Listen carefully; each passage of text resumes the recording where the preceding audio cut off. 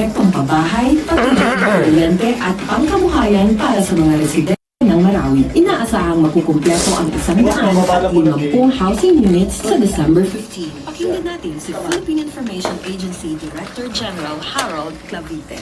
The progress of the construction of transitional Oh, shelters in there ang are 11 units, yan, corruption. and Area 2 has 22, and Area 3 has 8 housing units. For Area 6, there are already 115 units with laid out foundation. Ha? Construction Huwag mo na, nakakasawa na. Marcelo, tapos anong isa pa? committed to complete 120 to 150. Itanong mo sa eksperto. Oy, bo. Indian Foundation committed to build 5,000 units. Ah, ito yung kuan. Yung kambal, nililigawan siya, namatay ang asawa niya, kakambal ng mister niya, weng. Ay, yun na nga yung tanong niya. Ano po itong nararamdaman ko? Pagmamahal o namimiss ko lang asawa ko kapag nakikita ko ang kakambal niya? Kasi pag nakikita ko si Ato, ito yung kambal, naalala ko yung labing-labing ng asawa ko at yung mahaba at matigas niya na Junjun. He. Ganon din kaya kay Ato. Ha? Lonely Tess. Tess. Babasahin mo muna yun bago kami tumawag na yun. No. Namimiss niya yung mister niya. Kahawig. Kakambal. Pero pareho ba yun? Pero magkaiba ugali. Hindi, mabait din sabi, oh. Kasi bait niya ang napayapa kong asawa. Bukod sa kahawig na mister ko, kasi bait pa niyang namayapa kong asawa. Kahalig ba ka si Junjun? Kahalig ba si Junjun? Hindi ko na nga nilagay dito, yung PS dito eh. Si mister niya, magaling mag-eat. Magaling kumain daw. Malakas kumain yung mister niya. At saka... Si.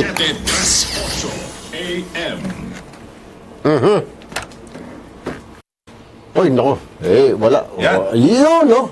Nako. Diyos ko po. Hindi mo kagad naayos eh. Anyway, bayan, nako, magandang hapon po, Luzon, Visayas, Mindanao. Araw po ng Miyerkules, ika-13 ng Disyembre 2017. Good afternoon, good morning, good evening. Magandang madaling araw sa mandako kayo naroroon.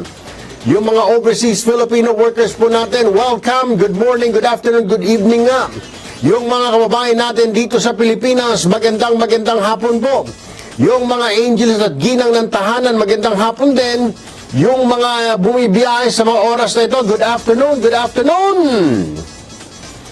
Bueno, hindi na po tayo magpapaligoy-ligoy pa. Ito po ang mga pag-uusapan ho natin, seryoso po, baka yung nakakalimot dyan, yung mga nasa ahensya ng pamahalaan, akala nyo porkit magdadalawang taon ng Pangulo, isang taon mahigit na, ay relax na lang.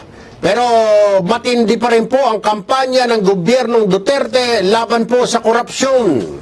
Ito po ang pag-uusapan ho natin, yung buong komisyon, yung Presidential Urban ano ba yun?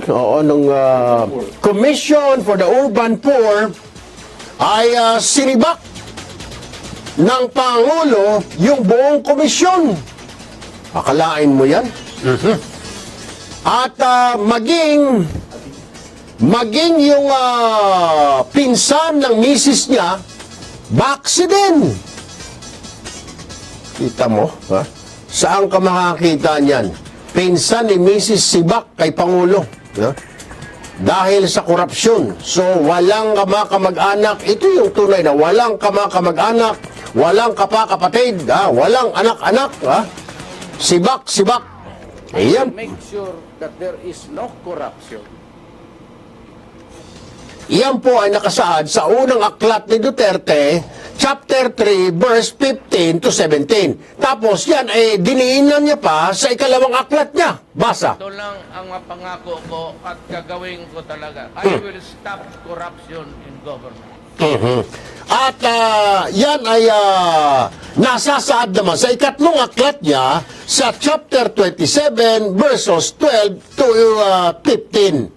I will stake my life on the presidency itself. But it is really a matter of honor for me not to allow my country to disintegrate.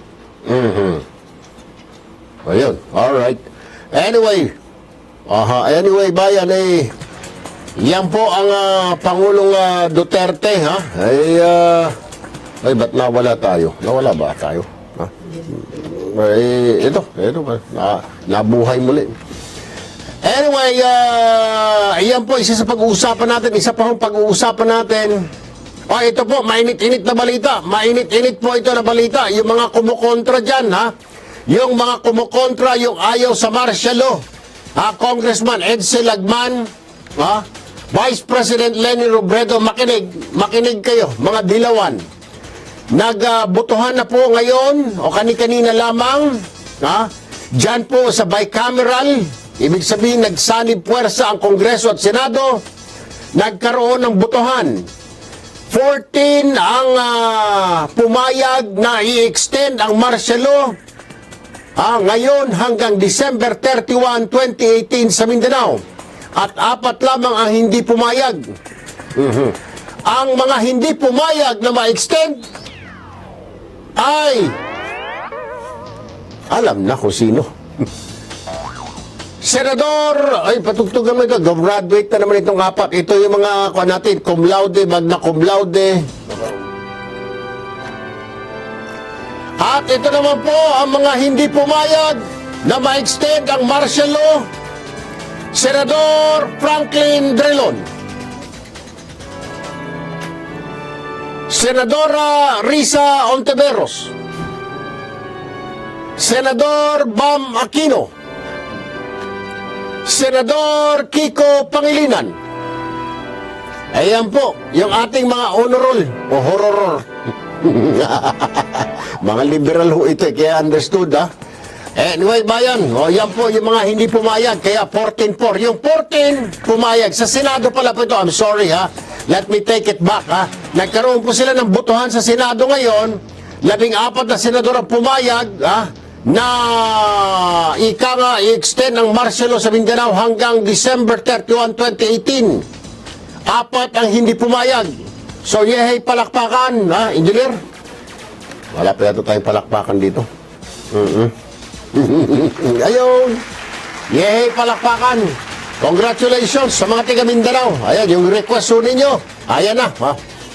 Isa po yan sa mga pag-uusapan natin, ha. At eto. Alright, engineer, cambio tayo. Eto naman. Eto naman ho, yung inaantay ng mga kababayan natin. Meron ho tayong liham mula po kay Lonely Tess. Dear Sir Erwin, I am a 29-year-old grade school teacher. Isang taon na po akong biyuda. Wala po akong anak, kaya madami pong nanliligaw sa akin ngayon. Problema ko ay itong isang manliligaw ko na kakambal ng yumao kong asawa. Bukod sa kahawig ng mister ko, ay kasing bait po niya ang namayapa kong asawa. Ang problema ko lang, sir, ay kontra ang pamilya ko at mga friends ko kay Ato, yung kakambal nga ng mister ko. Nasagutin ko dahil hindi daw maganda tignan. Ang problema ko, masama po ba yung kapatid ang sagutin ko and eventually pakasalan? Ano po itong nararamdaman ko, sir? Pagmamahal o namimiss ko lang asawa ko pag nakikita ko ang kakambal niya? Kasi pag nakikita ko si Ato, naaalala ko yung labing-labing namin ng asawa ko. At yung mahaba at matigas niya na Junjun, hi, sabi.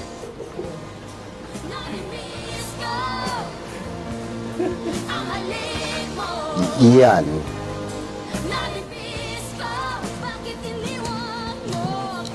Ay, iniwan ka dahil namayapa na. Ha? Sumalangit daw ang kanyang kaluluwa, Tess. Sabi niya, ganun din po kaya yung kay Ato.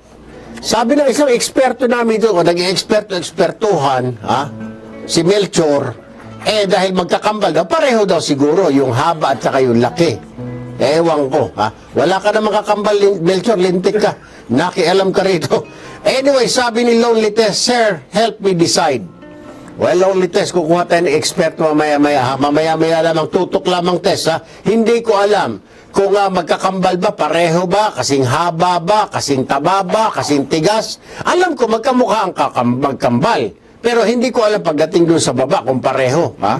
Hindi natin alam. Oh, okay. Anyway, may kukuha tayo ng eksperto dyan sa problema mo test. Kaya tutok lamang. Anyway, dire-diretso po tayo, bayan. Oras po natin, 1:08 in the afternoon. Ha? Dito pa rin po tayo sa... happy listening po muna pala. Nako, maraming salamat po sa walang sawang pagtutok po ninyo. Siyempre, kayong mga nasa Facebook, salamat ha. Walang alam nyo na kung sino kayo. Oh, thank you for always tuning in. At happy listening din po kina Chairman Yu at Mrs. Yu. Sila po yung may-ari ng Rainbow Cement. Good afternoon po sa inyo. Happy listening. Coming from Aladdin. Alright, oras po natin, 1:09. Tuloy-tuloy po tayo. At dito ho muna tayo sa anti-corruption drive ng Pangulo. Yung mga kontra, yung hindi raw nila nararamdaman, ayan na nga po, pinapakita ng Pangulo sunod-sunod. Yung kanyang campaign manager noon, inumpisa ng campaign manager niya, sinibak niya. Yung kanyang kaibigan sa Davao pa, sinibak niya, yung DILG secretary. Yung, sino ba yung sinibak niya? Diyos ko po. Marami na hong sinibak ang Pangulo ng mga matataas po na opisyal ng pamayan. Kaya nga, si Sueño, si Lavinia, sa Department of Information, Communication and Technology, si Salalima, si ERC Chairman Salazar, sinibak niya rin itong si Junicio Santiago, sibak din. Si Undersecretary Valdez, ay mabibigat po yung mga pinagsisibak niya. At kahapon yung buong komisyon sinibak niya dahil sa katiwalian, dahil puro biyahe lang daw itong anong klaseng Urban Poor Commission, tas puro biyahe sa abroad.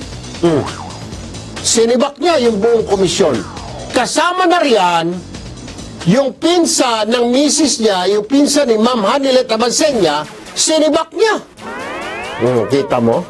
Ganon ho yung inyong Pangulo. Wala siyang pakialam. Pinaninindigan niya yung sinasabi niyang walang kamag-anak, walang anak-anak. Kaya sino ka dyan, walang kaibigan. Pag kurap ka, sibak ka. May kilala akong gano'n, applicable lang sa atin, pero sa mga kaklase niya, kaibigan, kabarilan, kainuman ng mga lintik, exempted sa pagdanakaw. Anyway, nasa linya po ng aming telepono ngayon, si Professor Ranjit Rai, political analyst po ng Universidad ng Pilipinas. Magandang hapon po, Professor Rai, sir. Magandang hapon, Idol, at saka sa lahat ay kinig. Anong message po kaya ang pinaparating ng Pangulo na mukhang pinaninindigan niya talaga? Well, hindi naman niya sinabi na walang kamag-anak, walang kapatid dahil si Erap ang nagsabi noon at si Pinoy nagsasalita tungkol doon sa tuwid na daan pero ala rin nangyari. Itong mama na ito, sinabi niya lang itigil yung korupsyon, itigil yung droga. Pero marami tayong nakikita na pinagsisibak niya, mga kaibigan niya, campaign manager niya. Itong latest daw, itong pinsan pa ng kasama niya na si Hanilet Abansenya, sinibak niya, Professor. What does it tell you? Alam mo, nandiyan yung message is clear. The President means what he says and says what he means pagdating sa korupsyon. Wala talaga siya zero tolerance pagdating sa ganyan. At hindi siya takot na sibakin kahit kaibigan niya o kamag-anak nga niya. Ito nga sa Presidential Commission on the Urban Poor, natamaan din dyan kamag-anak ng ni Mama Hanilet. No? So, very clear sa kanya na gagawa siya ng paraan to deal with corruption and wala siyang tolerance sa corruption doon sa top management lalo. Ito po kaya, Prof, bahid ng corruption. yung mga ganitong actuations, Prof, ito po yung lalo pang napapamahal ang tao sa kanya, no? Lalong pang parang magnet na dahil yung pangako niya na titignan niya itong korupsyon, papatigilin niya, tapos nakikita ng mga tao na katika mag-anak, nagsisibak niya, mga kaibigan niya noon pa, sinibak niya dahil may bayad ng korupsyon.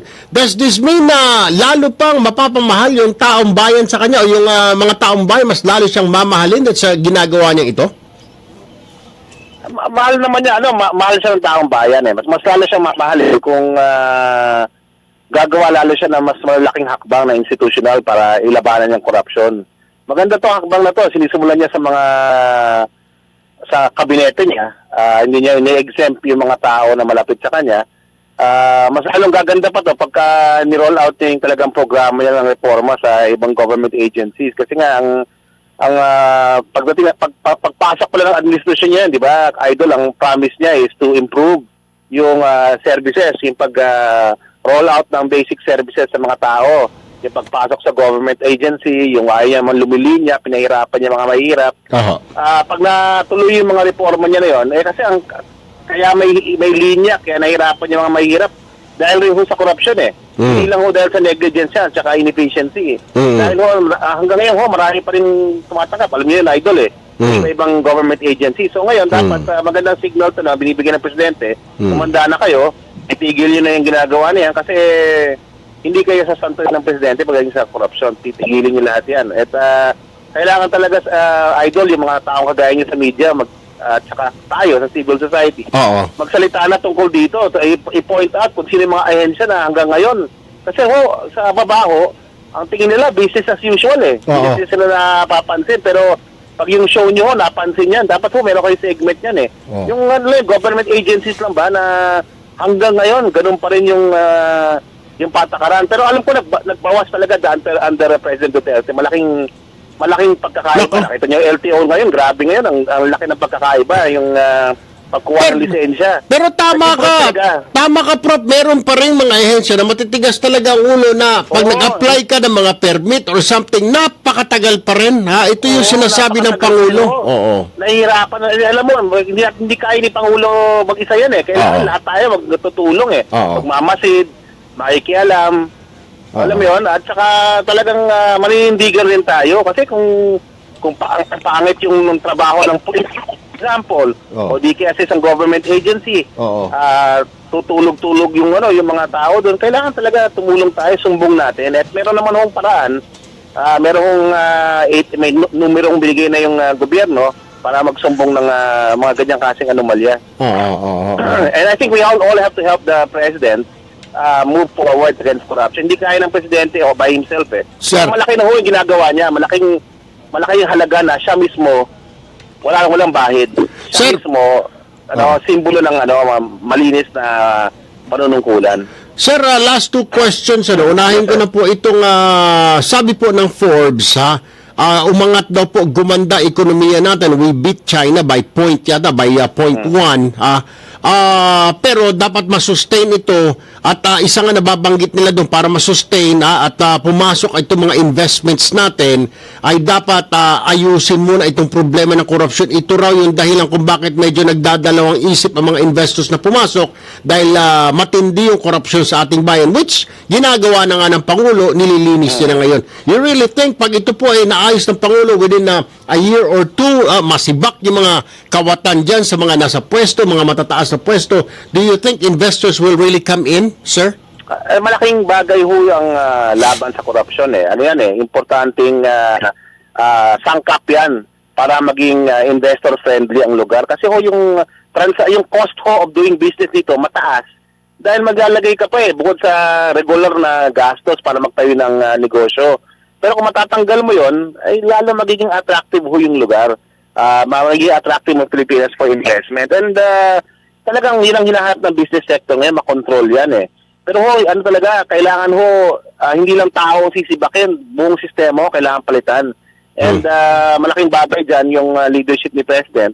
Kailangan talaga i-streamline yung regulation, yung regulatory, yung mga opisina na nagde-deal sa regulation sa ating bansa. Kailangan talaga i-streamline, gawing mas efficient, gawing mas professional po. At malaking bagay dyan, pagtaas ng sweldo, malaking bagay dyan yung papabilis sa mga kaso against corrupt officials. At dapat talaga may masampulan eh.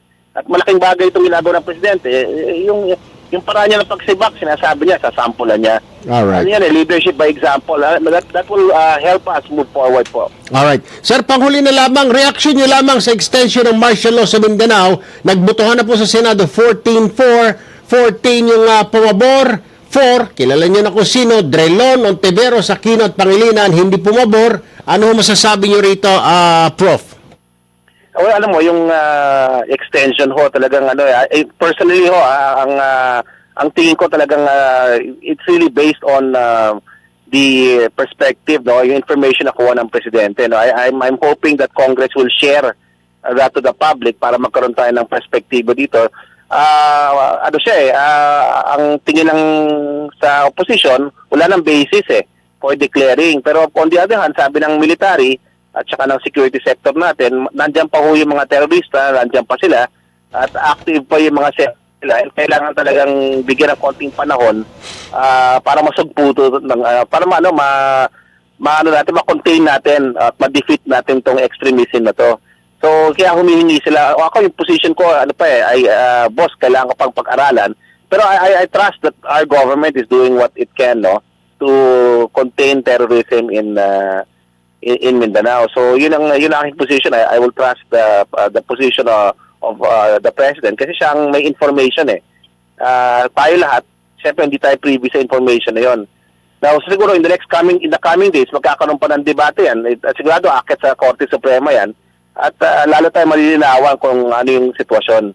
Alright. So the government is trying to solve the problem. Yun naman ang intent. Wala naman akong masamang intention ng gobyerno for extending it except to continue to quell. Do not pretend to be what you are not. Okay. Oo. Alright. Maraming salamat po, Professor Ranjit Rai. Okay, sir. Bye-bye. Thank you po. Si Professor Ranjit Rai. Oras mo natin, 20 ng hapon. Diyan lamang ho kayo, bayan. Nangyari. Anak ng pasit. Engineer, banatan ka rito ng bata natin. Ha? Pumasok ka. Galit na yung mga tao kay Rai. Dahil mga... Ito. Ha? Nationwide. Available soon. Triple H Ashitab with vitamin C, Ashitaba Coffee Mix, and Ashitaba Tea sa lahat ng butika and supermarket nationwide. Mahalagang paalala, ang Ashitaba ay hindi gamot at hindi dapat gamiting panggamot sa anumang uri ng sakit. Korean-built vehicles with 3 years free PM. Mariscotes. Yun. Napindot. Galit pare, oh. Nakasimangot, oh.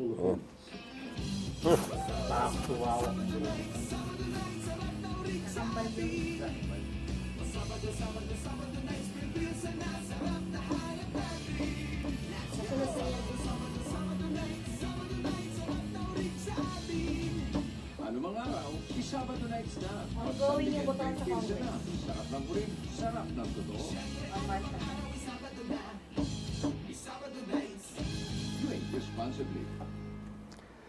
Semento ba ang hanap nyo? Hindi kailangan ng sikat o boss. Kadapat pinatigas ng panahon. Hinubog ng pagkakataon, Rainbow Cement, makulay ang buhay at aksyon sa tibay. Available na sa mga trusted hardware stores nationwide.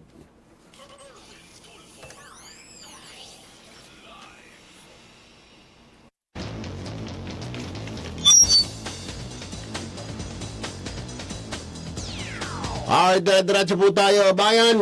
Oras po natin, 1:22 na ng hapon. Magandang hapon.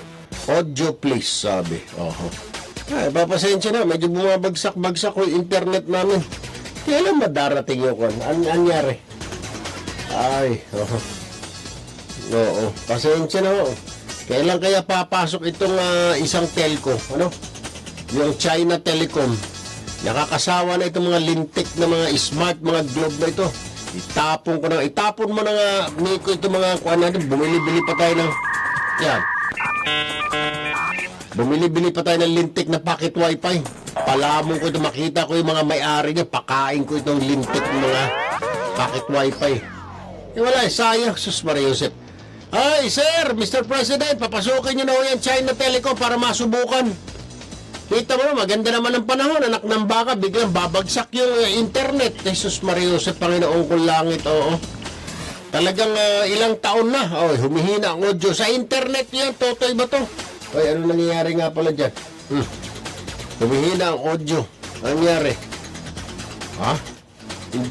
Engineer Melchor. Okay dyan?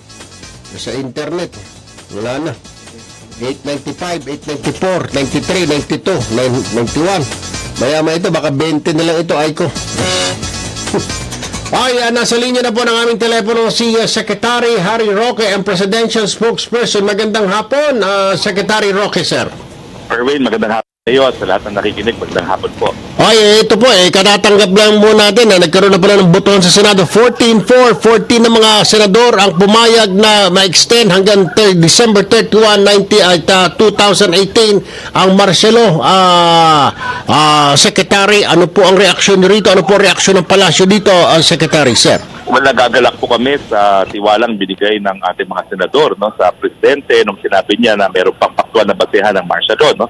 Alam niyo man po natin na talagang meron tayong kalaban ng mga dayuhang mga terorista at kung hindi natin gagamitin ang kapangyarihan ng gobyerno, baka matulad tayo sa Syria, no. At ang Marawi nga po ang katotohanan, kamukhang-kamukha na ng Syria, no. So, ito po ay isang mabuting balita at tinatanggap din po namin ang hamon na sa lalong mabilis na panahon ay tuluyan ng mapulbos, no, at madikdik itong mga puwersa ng kadiliman na narito sa ating bayan. Alright, cambio po tayo, Secretary. Dito naman po tayo sa ongoing na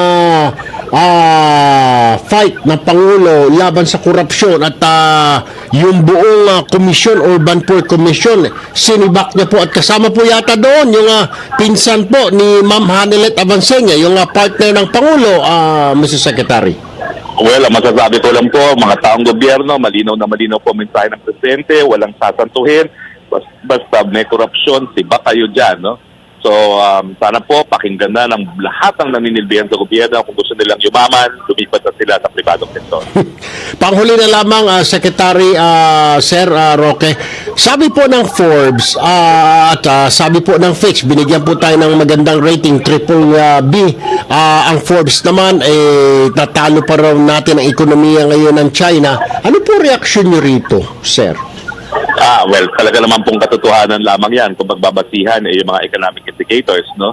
So, ang akin pakiusap po, yung mga CPP, NPA, itigil nyo na po yung paglaban ninyo dahil lahat po ngayon ang pinag-uusapan na ay pag-unlad at kung ang China natalo na ng Pilipinas sa pag-unlad at napakalaki na pag-unlad ng China, sama-sama na po tayo para makamit ang mas mabuti at komportableng buhay para sa lahat.